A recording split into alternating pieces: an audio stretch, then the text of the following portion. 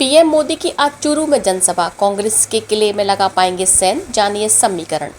PM Modi आज राजस्थान के चूरू में जनसभा को संबोधित करेंगे। यहां बीजेपी कैंडिडेट देवेंद्र झांझड़िया के समर्थन में जनसभा को संबोधित करेंगे। 6 अप्रैल को पीएम मोदी राजस्थान के चूरू और पुष्कर में चुनावी जनसभा को संबोधित करेंगे। इसके बाद 7 अप्रैल को केंद्रीय रक्षा मंत्री राजनाथ सिंह 2 लोकसभा क्षेत्र में जनसभा को संबोधित करेंगे। हालांकि प्रधानमंत्री नरेंद्र मोदी 6 अप्रैल को पहले नागौर में सभा होनी थी, लेकिन उनके कार्यक्रम में बदलाव करते हुए यह सभा पुष्कर में होने जा रही है। चूरू शेखावाटी संभाग की लोकसभा सीट है और विधानसभा चुनाव में शेखावाटी से बीजेपी का कोई खास प्रदर्शन नहीं रहा। ऐसे में पीएम मोदी की कोशिश होगी कि यहां से जनसभा करके न केवल चूरू लोकसभा सीट बल्कि उससे सटी हुई सीकर और झुंझुनू के मतदाताओं पर भी असर पड़े। यही वजह है कि मोदी की चूरू की सभा के लिए चूरू के साथ सीकर और झुंझुनू लोकसभा क्षेत्र के सभी लोगों को बुलाया गया है। बता दें कि चूरू में इस बार बीजेपी ने सांसद राहुल कंसवा का टिकट काटकर देवेंद्र झांझड़िया को अपना उम्मीदवार बनाया है।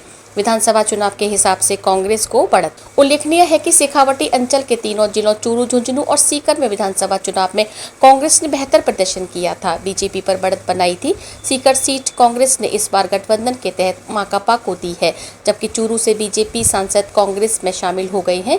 झुंझुनू में कांग्रेस इस बार कड़े मुकाबले में दिखाई दे रही है। सियासी जानकारों का कहना है कि विधानसभा चुनाव के हिसाब से तीनों सीटों पर कांग्रेस को बढ़त है। हालांकि विधानसभा चुनाव और लोकसभा चुनाव अलग अलग मुद्दों पर चुनाव लड़ा जाता है। चूरू की तारानगर से नेता प्रतिपक्ष राजेंद्र सिंह राठौर का हार का सामना करना पड़ा था, जबकि सीकर में कांग्रेस को बम्पर जीत मिली थी। सियासी जानकारों का कहना है कि भले ही बीजेपी यहां से लगातार 2 चुनाव जीत रही है, लेकिन इस बार हालात बदले हुए हैं। बीजेपी उम्मीदवारों के पास सत्ता विरोधी लहर की कोई काट नहीं है।